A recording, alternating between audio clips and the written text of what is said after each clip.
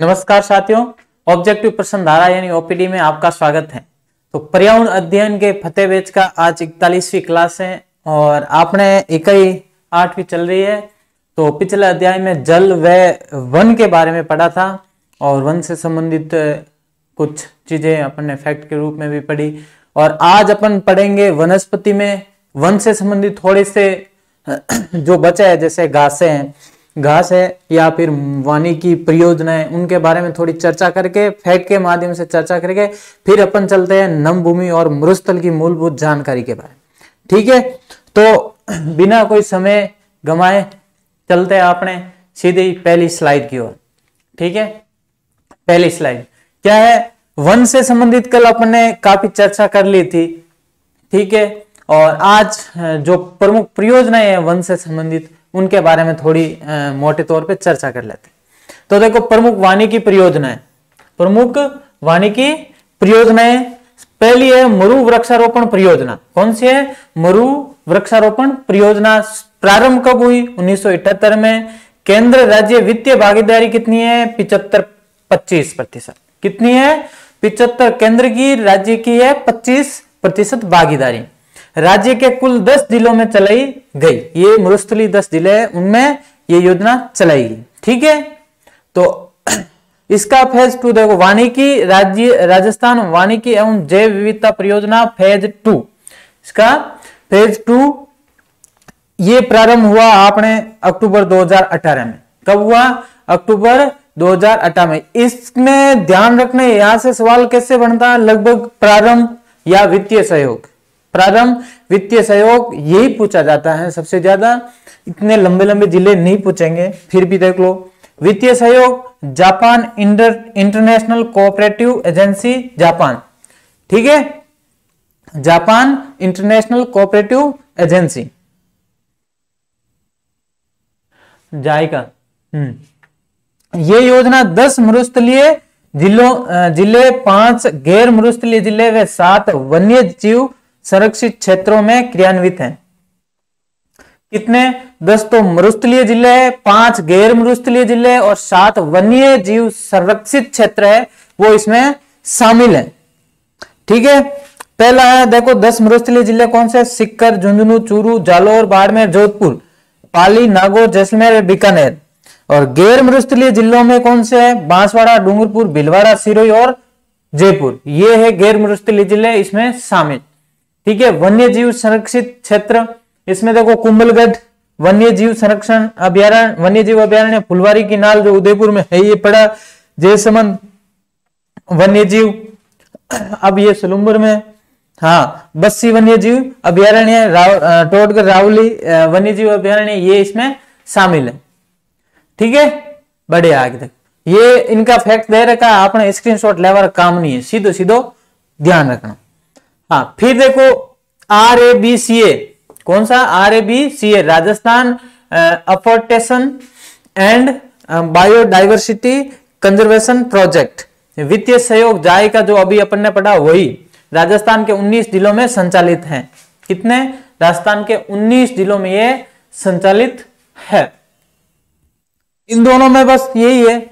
ये देखो RFBDFI, इसमें भी देखो वित्तीय सहयोग AFD फ्रांस के द्वारा। ठीक है, और राजस्थान के 13 जिलों में ये संचालित है। ये यहां सिर्फ ये ध्यान रखना कितने जिलों में ये संचालित है, कितने जिलों में ये संचालित है और कब शुरू हुई। राजस्थान के 13 जिलों में संचालित 13 जिले कौन से? अलवर, बारां, भीलवाड़ा, भरतपुर, बूंदी, दौसा, धौलपुर, जयपुर, झालावाड़, करौली, कोटा, सवाईमाधोपुर व टोंक। तो अभी ये 13 जिले ही याद रखना, बाकी आपने जिलों के नाम जरूरी नहीं है। इतना बड़ा सवाल पूछता नहीं, बोर्ड भी नहीं पूछता। ये परियोजना 2023-24 से 2030-31 तक 8 वर्षों हेतु स्वीकृत की गई। कितनी? 2023-24 से 2030-31 तक 8 वर्षों हेतु ये क्या है? स्वीकृत की गई। वित्तीय सहयोग अगर देखो केंद्र तो 70-30, कितना? 70-30 तो खेती में है 70-30 वित्तीय सहयोग। फिर नाबार्ड वित्त पोषित वृक्षारोपण परियोजना, इसका प्रारंभ हुआ है 2012-13 में। कब हुआ? 2012 13 में।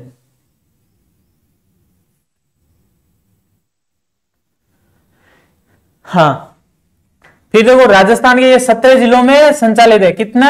17 जिलों में ये संचालित है।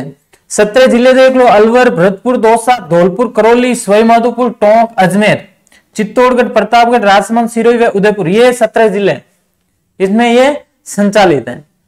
अब ध्यान यहां रखना है 2012-13 से मार्च 2023 तक ये 4 चरणों में चली, तो आपने 2023 निकल चुकी।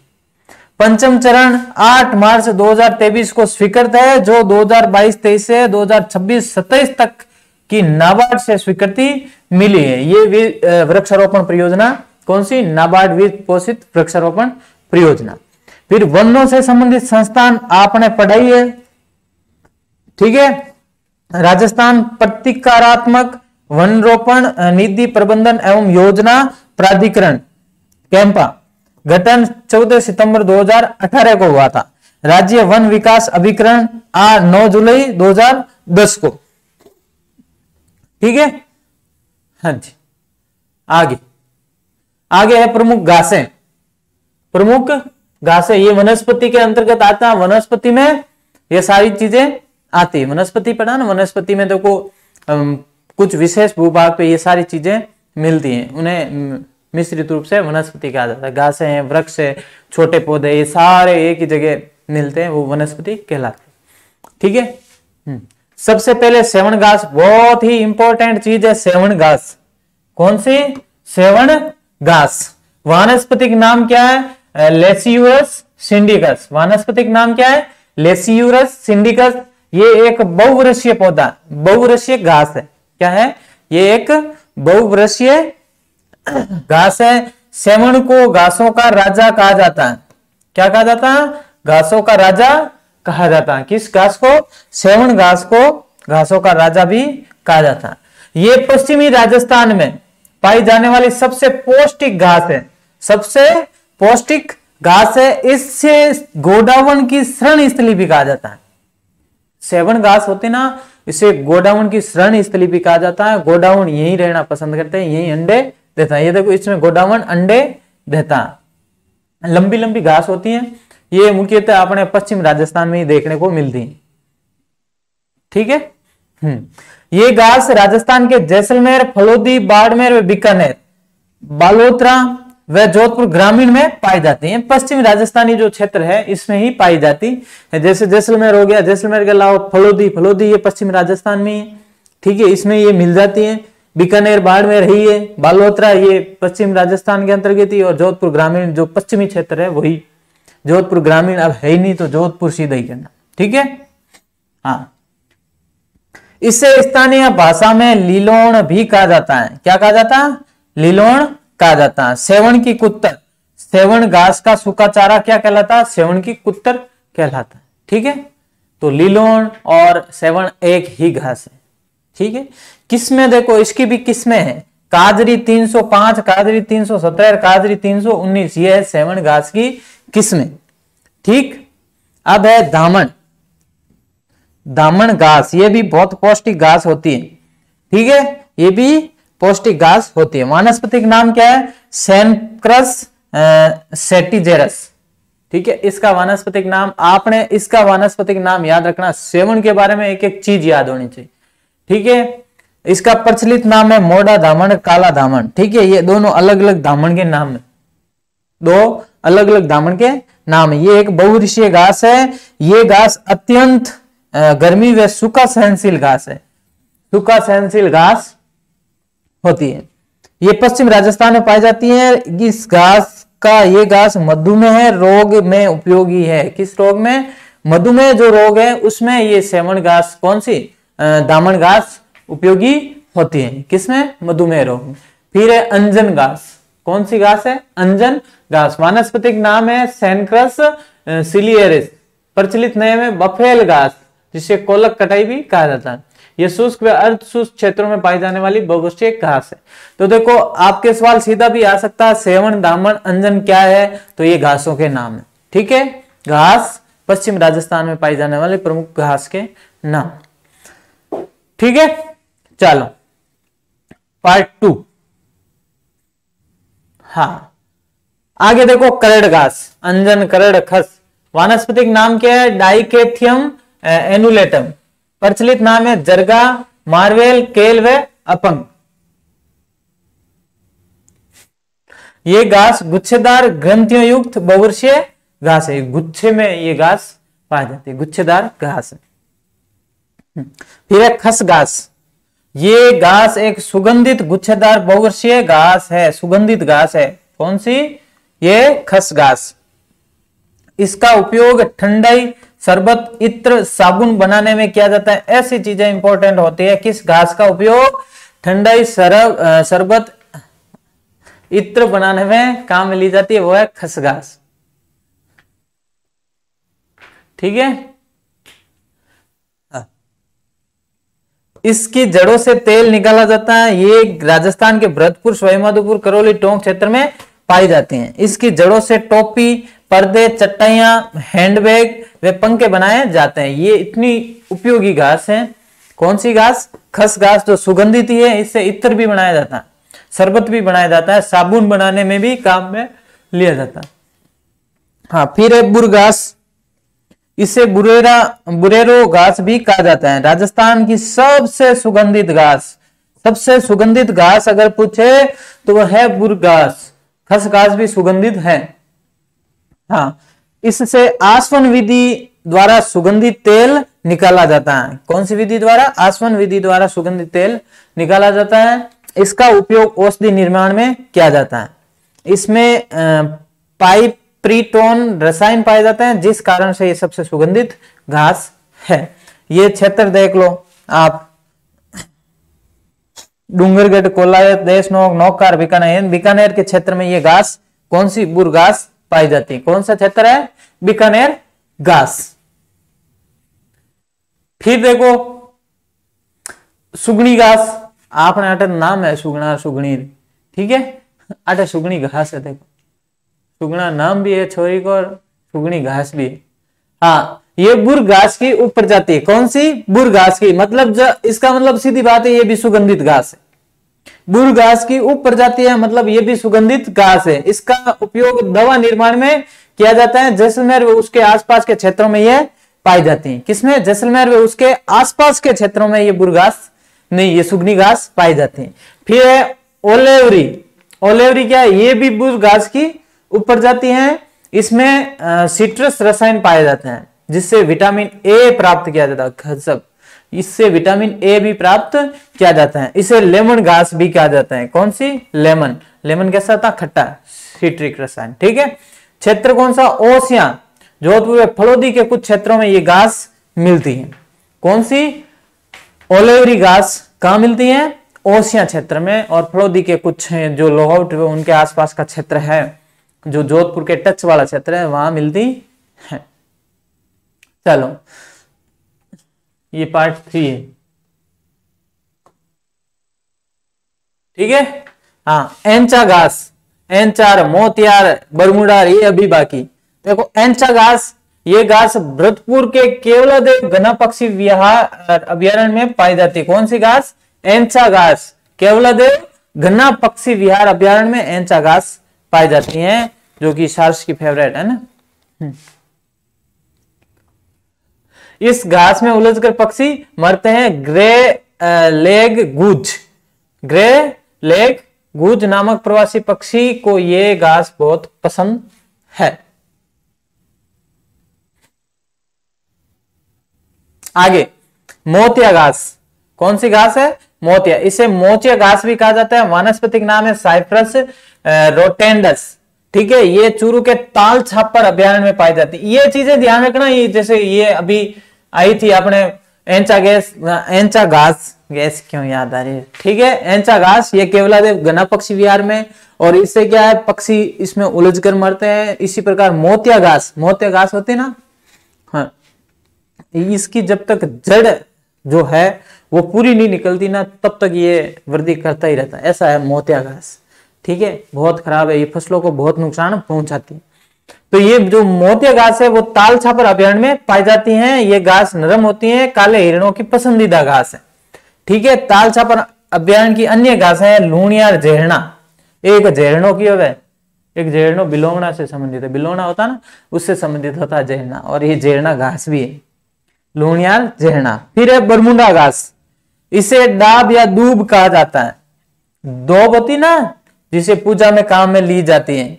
वानस्पतिक नाम क्या है? साइनोडोन डेक्टाइलोन। ठीक है, ये घास पूरे राजस्थान में मिलती है, मोतिया सब नहीं, ये बरमुंडा घास सब जगह मिलती। ठीक है, और इसे धार्मिक कार्यों के समय धार्मिक कार्यों व ग्रहण के समय सूतक से बचने के लिए काम में लिया जाता। पूजा में इस घास का प्रयोग किया जाता। किसमें? पूजा में इसका उपयोग किया जाता। हाँ, कट्टू घास, हाँ ये साइबेरियन सारस की पसंदीदा घास। हाँ, ये भरतपुर के केवलादेव घना पक्षी विहार अभ्यारण्य में पाई जाती हैं। ये साइबेरियन सारस की पसंदीदा घास कौन सी? कट्टू घास है, वो साइबेरियन सारस है, उसकी पसंदीदा घास होती है। कौन सी? कट्टू घास। मोथा घास, ये घास भरतपुर के केवलादेव घना पक्षी विहार में पाई जाती है। तो केवलादेव में 3 प्रकार की घास है, एंचा, मोथा व कट्टू, है ना। हाँ, फिर देखो कांग्रेस घास, वो नहीं है राजनीति वाली कांग्रेस, ठीक है, ये घास का नाम भी कांग्रेस है। वानस्पतिक नाम है पार्थेनियम हिस्टेरोफेरस, इसे गाजर घास भी कहा जाता है। देखो भाई साहब, सीजन भी गाजर की है, गाजर घास भी कहा जाता है। कौन सी? गाजर घास इसे कहा जाता है। हाँ, ये गेहूं के खेतों में उगने वाली खरपतवार है। क्या है? गेहूं के खेत होते ना, उसके साथ जो घास उगती है वो है ये कौन सी? आपने कांग्रेस घास। देखो गेहूं को कितना नुकसान पहुंचाती है, इतनी खतरनाक ये घास होती है कि इनके बीज गेहूं में आते हैं, इनके बीज सूखने के बाद गेहूं में साथ में आते ही रहते, वो पीस के खाते हैं। ठीक है, इतनी ये खतरनाक घास होते हैं। हाँ, ये जयपुर में उसके आसपास के क्षेत्रों में मिलती है, जयपुर की सब जगह मिलती है, कांग्रेस घास तो मिलती है। फिर है ग्रामणा घास, इसका प्रचलित नाम है बपेल कुट की गमरी या ब्लू पिनेक। वानस्पतिक नाम है पिनेकम एंटीडोटेल। इस घास में अन्य घास की तुलना में ज्यादा ऑक्जेलिक अम्ल पाया जाता है, पशुओं के लिए हानिकारक घास है। लंबे समय तक ये घास खिलाने से पशुओं में कैल्शियम की कमी आती है। इस घास को लंबे समय तक खिलाने से क्या है? पशुओं में कैल्शियम की कमी आ जाती है। है भी तैयार किया जाता है। किस घास का सबसे तगड़ा है बनता है? हाँ, अन्य घासें में देखो चिंबल है, खाबल है, बुई है, कुरी है, खुस है, टांटिया, भुरट, और तो फेवरेट है भुरंट, लूमपरा, है ना। ये मरुस्थल में बहुत आता है, भुरंट, लूमपरा, बुलडा, ये गंटिया, गोखरू, भाखड़ी, काराघास। काराघास ये नक्की झील की प्रदूषक है। कौन सी? काराघास, नक्की झील की प्रदूषक, बहुत इंपॉर्टेंट चीज है। नक्की झील की प्रदूषक घास कौन सी है? काराघास। कौन सी है? काराघास, जो कि नक्की झील की प्रदूषक घास है। ठीक है, चलो ये थी आपने वन से संबंधित, वन एवं वनस्पति से संबंधित। ठीक है, अब अपन चलते हैं किस पे? नम भूमि। कौन सा चैप्टर आ गया आपने? नम भूमि और रामसर स्थल सीधे। ठीक है, आर्द्र भूमि क्षेत्र। देखो अपन सीधे पढ़ते रामसर, और सवाल पूछेंगे रामसर से संबंधित ही। जो यहां सवाल आएगा आपने परीक्षा में वो रामसर से संबंधित आएगा। अभी पढ़ लेते हैं। ठीक है, रामसर से संबंधित सबसे पहले रामसर समझौता कब हुआ? 2 फरवरी 1971 को। कब हुआ? 2 फरवरी 1971 ईस्वी को। कार्य प्रारंभ कब हुआ? 21 दिसंबर 1975 से रामसर में कार्य प्रारंभ हो गया।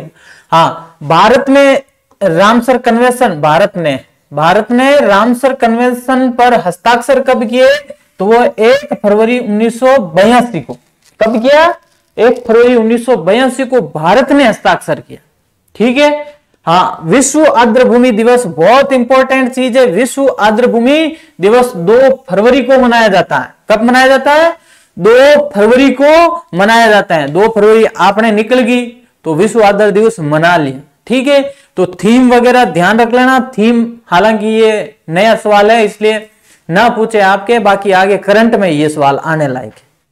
ठीक है। हाँ, थीम ये 2024 की तो मैं बता देता हूं, 2025 की भी अभी बताऊंगा। 2024 की थी आर्द्र भूमि और मानव कल्याण। ये सवाल आया था, 2-3 बार आया था, इससे सवाल 2-3 बार आया था, आर्द्र भूमि व मानव कल्याण, ये थी थीम, ये थी आपने थीम, ठीक है। फिर देखो वर्तमान में भारत में रामसर साइटें कितनी है, अब 85 नहीं 89 हो चुकी है, क्योंकि 2 फरवरी 2025 को आपने मंत्री जी जो भूपेंद्र यादव है, भूपेंद्र यादव जी, उन्होंने 4 और रामसर साइट की घोषणा कर दी थी। इसलिए ये जो 85 थे उसमें 4 और ऐड कर लो, कितने हो गए 89, कितने हो गए 89, यानी 89 रामसर साइटें। अब 89 रामसर साइटें होगी, ठीक है, कितनी 89। हाँ, भारत का पहला रामसर स्थल है वो चिल्का झील जो कि उड़ीसा में है, वह केवलादेव राष्ट्रीय उद्यान राजस्थान में, कब 1981। बहुत इंपॉर्टेंट बात है, ये आपने राजस्थान से संबंधित भी है, क्योंकि उदयपुर में जो केवलादेव राष्ट्रीय उद्यान है इसे रामसर साइट में कब शामिल किया, ध्यान रखना 1981 में। कब क्या, 1981। हाँ, भारत में सर्वाधिक रामसर साइट्स तमिलनाडु में, अब 18 नहीं 20 है, कितनी है 20 है, 2 और तमिलनाडु में ही बढ़ी है, अब कितनी है 20 है। तो ये फैक्ट पुराना है, आप देख ही सकते हो, फैक्ट नंबर कहां गया, हाँ 440 नंबर ये फैक्ट था। तो अब देखो आपने 500 भी कंप्लीट हो गया, 500 के बाद में थोड़ी रेस्ट भी ले ली, उसके बाद में फैक्ट प्रो जो अभी चल रहा है जीजीडी एजू हब पर, ठीक है, उसके भी 10 फैक्ट आ चुके हैं।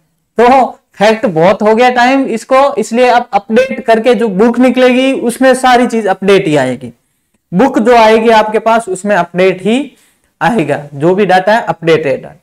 भारत में सबसे बड़ा रामसर स्थल सुंदरवन जो कि पश्चिम बंगाल में, ठीक है। भारत का सबसे छोटा रामसर स्थल रेणुका रामसर स्थल हिमाचल प्रदेश में, कहां पर है, एचपी में।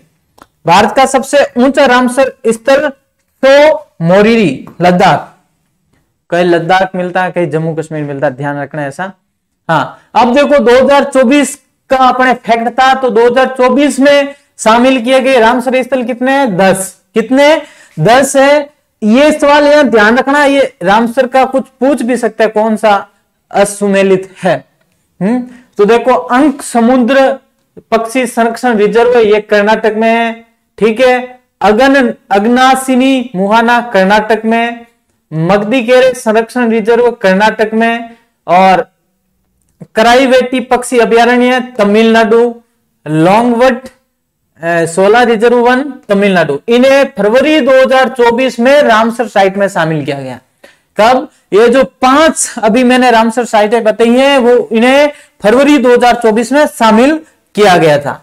फिर नागिर नकटी, ये दोनों ही बिहार में है और इन्हें जून 2024 में शामिल किया गया। ये दोनों पक्षी अभयारण्य बिहार में है।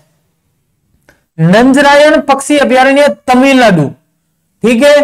काजू वैली पक्षी अभयारण्य तमिलनाडु व तवा जलाशय मध्य प्रदेश, इन्हें इन तीनों को अगस्त 2024 में रामसर साइट में शामिल किया गया। ये तो आपने है प्रमुख, यहां तक थे 85, अब है 89, अब कितने हैं 89।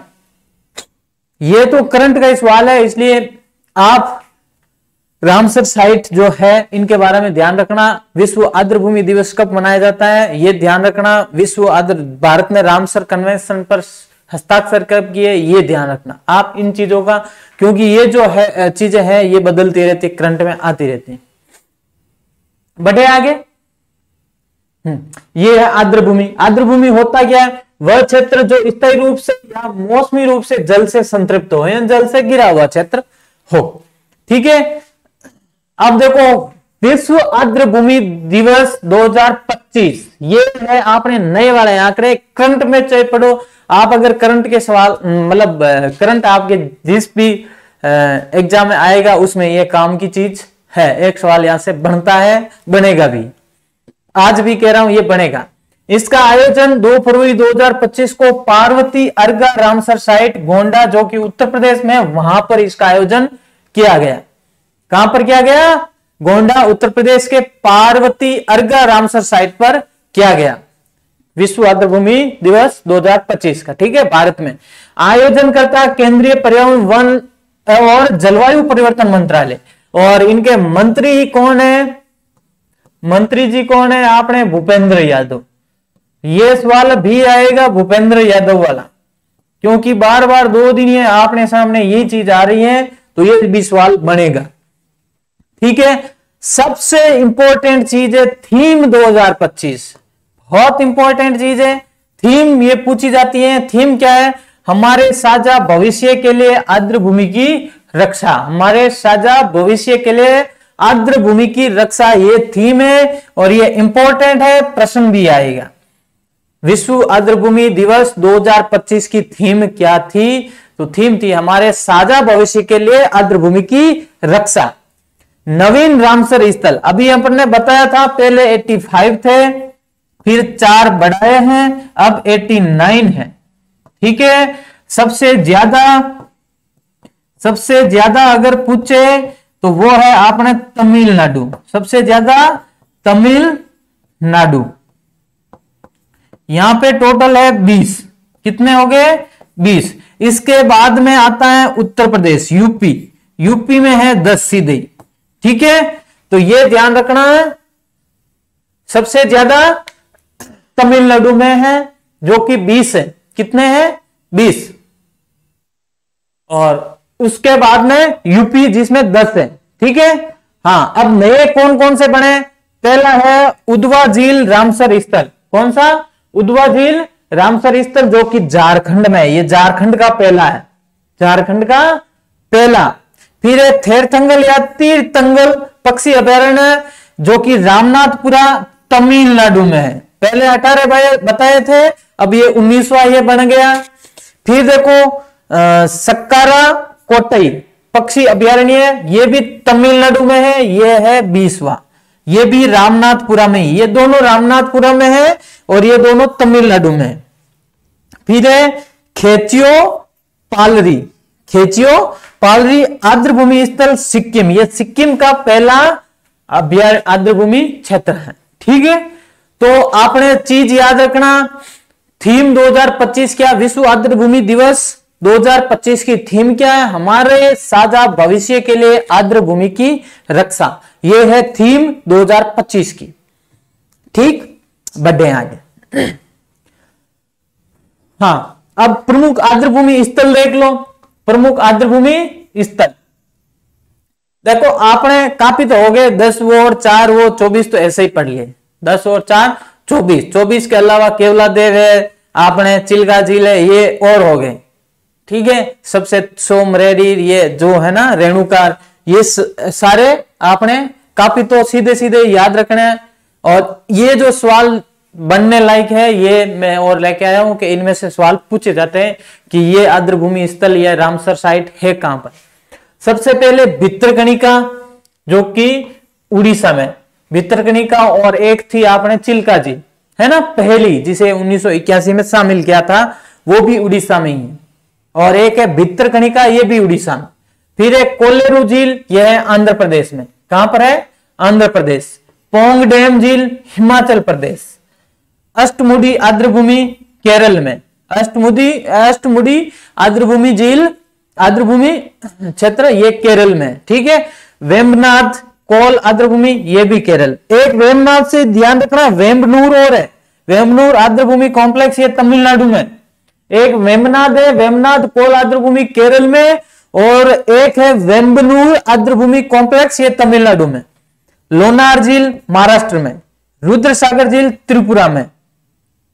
करिकिली पक्षी अभयारण्य, ये भी तमिलनाडु में। कहां है? तमिलनाडु।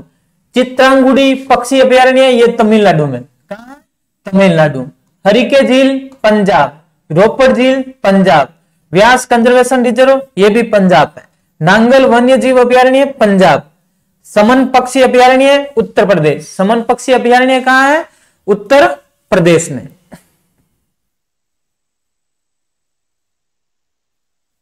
हाँ, नवाबगंज पक्षी अभयारण्य, यह है आपने उत्तर प्रदेश में। अपर गंगा उत्तर प्रदेश। और पार्वती अर्गा पक्षी पार्वती अर्गा पक्षी अभयारण्य उत्तर प्रदेश, ये क्यों फेमस हुआ? ये सवाल यहां आएगा, ये सवाल आने लायक है, क्योंकि 2025 का जो रामसर क्या कहते हैं उसे, हाँ 2025 का आर्द्रभूमि दिवस है, वो उसका आयोजन यहीं पे हुआ था, पार्वती अर्गा रामसर साइट, जो कि गोंडा उत्तर प्रदेश में है, यहां पर किया गया। इसीलिए कह रहा हूं ऐसे सवाल आएंगे, ऐसे सवाल आने लायक सवाल है। ठीक है, पार्वती अर्गा पक्षी अभयारण्य उत्तर प्रदेश। ठीक है, लो स्क्रीनशॉट, बढ़े आगे। तो ये थी आपने नमभूमि या आर्द्रभूमि, नमभूमि या आर्द्रभूमि से संबंधित।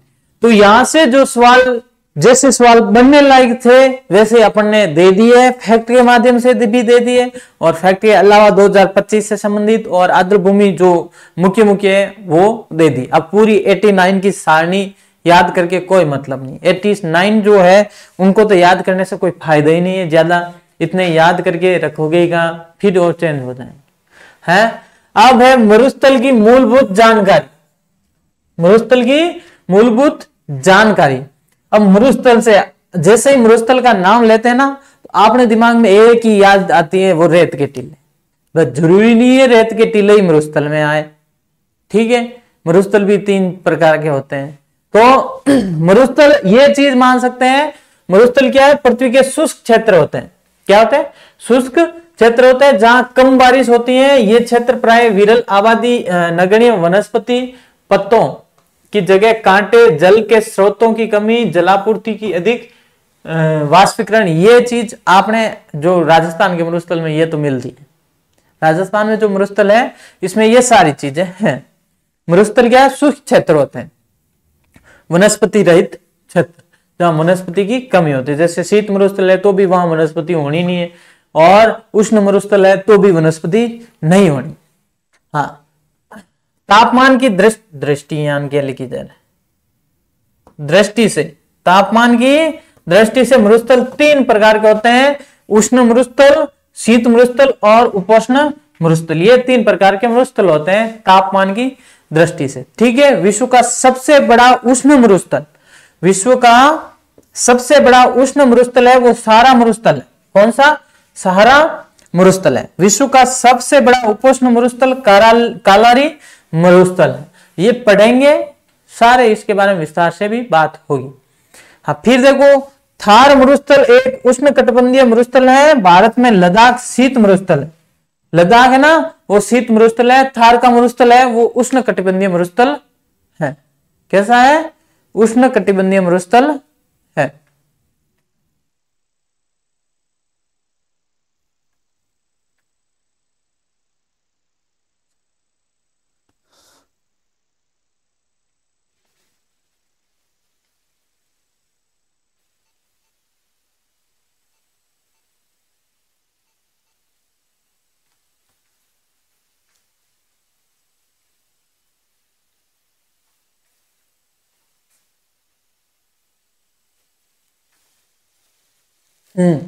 विश्व के प्रमुख मरुस्थल देखिए, सारा मरुस्थल उत्तरी अमेरिका में। ठीक है, थार मरुस्थल भारत व पाकिस्तान में थार मरुस्थल का विस्तार है। कहां पर? भारत व पाकिस्तान क्षेत्र है, इसमें थार मरुस्थल का विस्तार है। बढ़ो आगे, गोबी मरुस्थल मंगोलिया। गोबी वो नहीं है सब्जी वाली गोभी, ये मरुस्थल है जो कि मंगोलिया और चीन में। कहां पर? मंगोलिया, चीन। रब अल खाली मरुस्थल ये है सऊदी अरब में। कहां पर है? सऊदी अरब। नामीब मरुस्थल नामीबिया। कहां पर है? नामीबिया में। Great Victoria, great Sandy, great Victoria, great Sandy व गिब्सन मरुस्थल, ये तीनों ही किसमें है? ऑस्ट्रेलिया में। कहां पर है? ऑस्ट्रेलिया, ऑस्ट्रेलिया ना, हाँ वहां पर। तकला मकान यह है चीन में। ये कहां पर है? चीन में। दस्त लूट यह पूर्वी ईरान में। कहां है? पूर्वी ईरान में यह मरुस्थल है। फिर देखो, नाफूद व हमद मरुस्थल यह है सऊदी अरब में। कहां पर है? सऊदी अरब। सिम्पसन मरुस्थल, सिम्पसन ऑस्ट्रेलिया में। देखो, ऑस्ट्रेलिया में ग्रेट विक्टोरिया भी है, ग्रेट सैंडी भी है, गिब्सन भी है, और सिम्पसन मरुस्थल भी ऑस्ट्रेलिया में है। इसके अलावा देखो अट्टाकामा मरुस्थल, ये उत्तरी चिली में, चिली है ना, उत्तरी चिली में ये अट्टाकामा मरुस्थल है, दक्षिणी अमेरिका महाद्वीप। कालारी मरुस्थल, ये बोत्सवाना, नामीबिया व दक्षिणी अफ्रीका इन क्षेत्रों में ये मरुस्थल है। फिर मोजावे मरुस्थल, ये अमेरिका में, कहां पर है, अमेरिका। मोजावे मरुस्थल कहां पर है, अमेरिका। फिर पेंटागोनिया मरुस्थल, कौन सा, पेंटागोनिया मरुस्थल, ये अर्जेंटीना में, किसमें है, अर्जेंटीना में पेंटागोनिया मरुस्थल है। काराकुम मरुस्थल तुर्कमेनिस्तान, तुर्कमेनिस्तान में कौन सा है, काराकुम मरुस्थल। और लास्ट देख लो, डेथ वैली है, वो पूर्वी कैलिफोर्निया में है। ये है प्रमुख मरुस्थल आपने विश्व के जो प्रसिद्ध है, ठीक है। हाँ, लो स्क्रीनशॉट।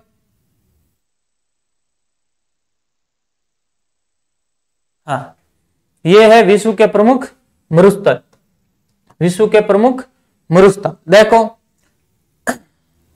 ये सीतर सारी चीजें लिखी। अरेबिया मरुस्थल जो कि 10 देशों में, कौन सा, 10 देशों में है, ये यहां पर अरेबिया, ये क्षेत्र है। अब लिखा हुआ यहां है, बाकी है कहां पर, ये है।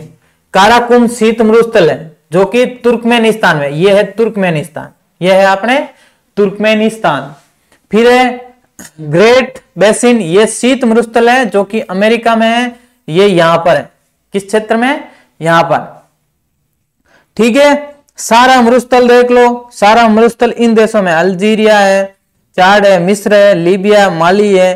और ये मेन चीज आपने ये है ट्यूनीशिया, इन क्षेत्रों में ये सारा मरुस्थल है। देखो इतना सारा मरुस्थल का विस्तार ब्राजील में बहुत ज्यादा है, ठीक है। इन क्षेत्रों में किसका, सारा मरुस्थल का विस्तार है। फिर है सोनोरन, सोनोरन मरुस्थल है, वो अमेरिका व मैक्सिको क्षेत्र में, ये देखो अमेरिका व मैक्सिको क्षेत्र है, इसमें सोनोरन मरुस्थल है। अट्टाकामा मरुस्थल देखो उत्तरी चिली, ये देखो ये यहां पर कौन सा मरुस्थल है, अट्टाकामा मरुस्थल।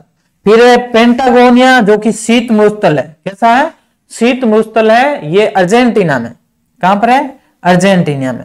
और नामीब मरुस्थल, नामीबिया, ये है नामीब मरुस्थल, कहां पर है, नामीबिया। और ये है सारा मरुस्थल, कालारी मरुस्थल, सॉरी कालारी मरुस्थल जो कि बोत्सवाना, नामीबिया और मैंने बताया था दक्षिणी अफ्रीका, इन देशों में यह है कौन सा, कालारी मरुस्थल। हाँ, काजिलकुम शीत मरुस्थल है, कैसा है, शीत मरुस्थल, यह उज्बेकिस्तान, तुर्कमेनिस्तान और कजाकिस्तान। गोबी मरुस्थल, ये भी शीत मरुस्थल, ये भी कैसा है, शीत मरुस्थल है, ये मंगोलिया व चीन में, मंगोलिया व चीन में। तकला मकान शीत मरुस्थल, ये चीन में, ये भी शीत मरुस्थल है। थार मरुस्थल, ये उष्ण मरुस्थल है जो कि भारत व पाकिस्तान में है, भारत व पाकिस्तान है। पाकिस्तान में इसे चेलिस्तान का कहते हैं, क्या कहते हैं, चेलिस्तान कहते हैं। और भारत में एक लद्दाख शीत मरुस्थल है, कैसा, कौन सा, लद्दाख मरुस्थल जो कि शीत मरुस्थल है। ये ऑस्ट्रेलिया का देख लो, गिब्सन है, ग्रेट विक्टोरिया है और ग्रेट सैंडी, ये तीनों किस में है, ऑस्ट्रेलिया, कहां पर है, ऑस्ट्रेलिया।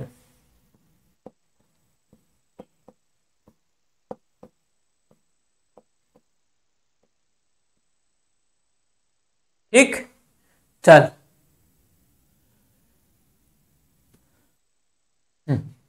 भारत का थार मरुस्थल, भारत का थार मरुस्थल, हाँ थार मरुस्थल भारत व पाकिस्तान के बीच में स्थित है।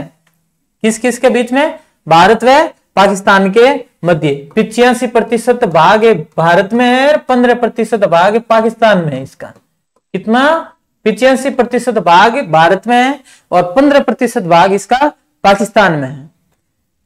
ये विश्व का 17वां सबसे बड़ा मरुस्थल है, विश्व का 17वां सबसे बड़ा मरुस्थल है और 9वां उष्ण मरुस्थल, 9वां सबसे बड़ा उष्ण मरुस्थल है, ठीक है। विश्व का सबसे बड़ा 17वां सबसे बड़ा मरुस्थल व 9वां उष्ण मरुस्थल की श्रेणी में 9वां स्थान इसका है। थार मरुस्थल का कुल क्षेत्रफल अगर पूछे तो वह 2,33,000 वर्ग किलोमीटर, और भारत में इसका नहीं, राजस्थान में इसका क्षेत्रफल वो है 1,75,000 वर्ग किलोमीटर, 1,75,000 वर्ग किलोमीटर क्षेत्रफल है आपने राजस्थान में है थार के रेगिस्तान का। ठीक, हाँ, भारतीय थार मरुस्थल राजस्थान में अरावली पर्वतमाला के पश्चिम दिशा में अवस्थित गर्म या उष्ण मरुस्थल। थार मरुस्थल में वार्षिक वर्षा 25 सेंटीमीटर से कम होती है। कितनी? 25 सेंटीमीटर से कम होती है। तभी यहाँ जो वनस्पति होती है उसे मरुद्भिद कहते हैं, जिसे अंग्रेजी में जीरोफाइट भी कहा जाता है। ठीक है, हाँ, ये विश्व का सर्वाधिक जनसंख्या घनत्व वाला मरुस्थल है।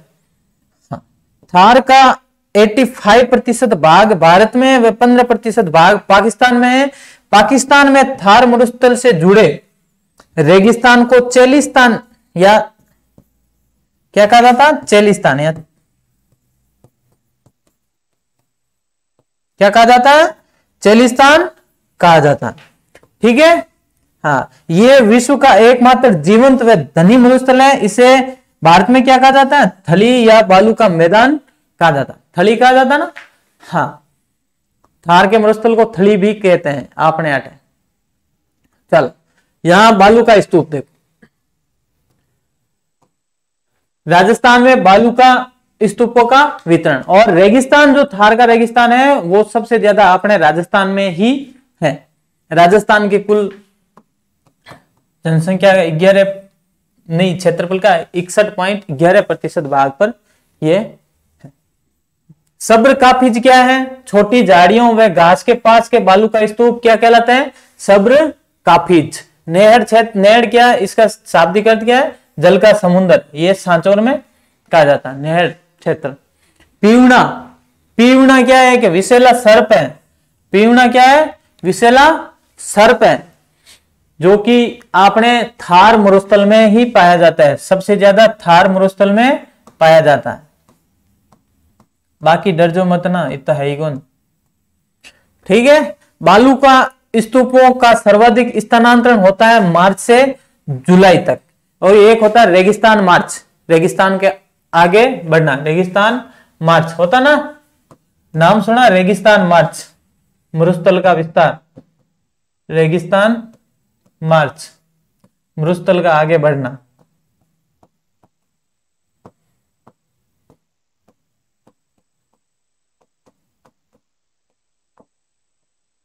और ये समस्या सर्वाधिक कहां होती है? चांदन।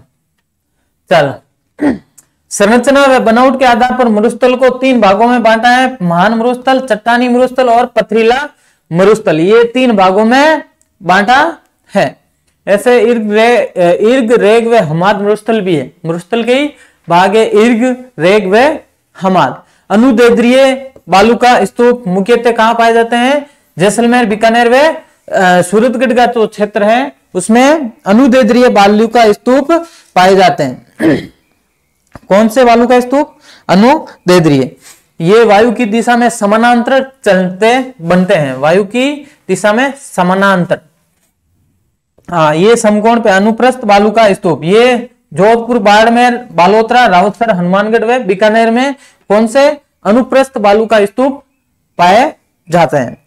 ये क्या है? वायु की दिशा में समकोण। ये समकोण बनते हैं और ये समानांतर। हाँ, आगे देखो बरखान। बरखान क्या है? अर्धचंद्राकार जो बालू का स्तूप होते हैं वही बरखान कहलाते हैं। ये सबसे ज्यादा बालेरी जो चूरू है, चूरू, सीकर, देशनोक, बीकानेर, सूरतगढ़, ओसिया, इन क्षेत्रों में ये कौन से? बरखान। बरखान होते हैं अर्धचंद्राकार बालू का स्तूप। कैसे होते हैं? अर्धचंद्राकार बालू का स्तूप। और ये सब बालू का स्तूप है वो आपने जोधपुर में मिलते हैं। जोधपुर में सारे बालू का स्तूप मिलते हैं। सब्र काफिज स्तूप मुख्यतः बीकानेर में मिलते हैं। पैराबोलिक बालू का स्तूप ये भी बीकानेर में। पैराबोलिक ये भी बीकानेर।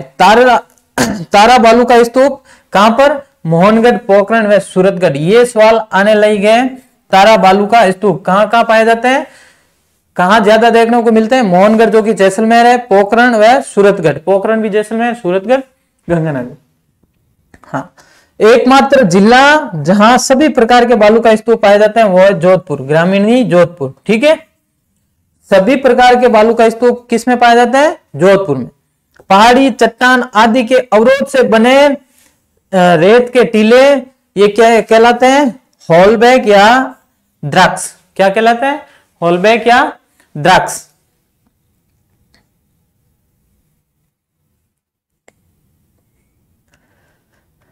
ओके, हाँ, लाठी सीरीज ये भी आपने पश्चिम मरुस्थल की बात है। पाकिस्तान देश के सारे जैसलमेर जिले में पोखरण से मोहनगढ़ तक अवसादी चट्टानों का समूह पाया जाता है, इसे लाठी सीरीज कहा जाता है। ठीक है, हाँ, सन 2007 में कादरी के वैज्ञानिकों ने को यहाँ 80 मीटर लंबी व 60 मीटर चौड़ी पृथ्वी के अंदर बहती हुई जलाशय प्राप्त हुई, जिसे उन्होंने क्या कहा? भूगर्भिक जलपट्टी या लाठी सीरीज नाम दिया था।